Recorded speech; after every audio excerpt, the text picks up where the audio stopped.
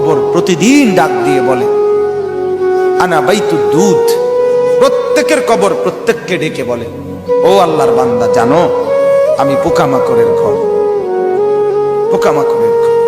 তুমি তো সেই বান্দা যে একটা মশা কানের পাশ দিয়ে উড়ে গেলে তোমার ঘুম বন্ধ হয়ে যায়, চোখ মিলে যায়।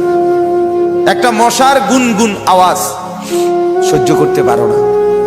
একবার কয়েল, একবার অ্যারোসোল, একবার মশারি, এরপরেও তুমি চাও যে একটা মশাও যেন আমার কানের কাছে গুনগুন না করে।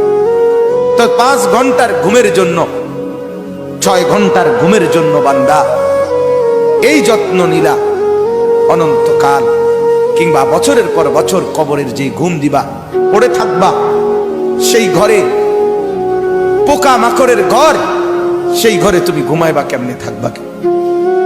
আমার বাপ, আমি থাকবো।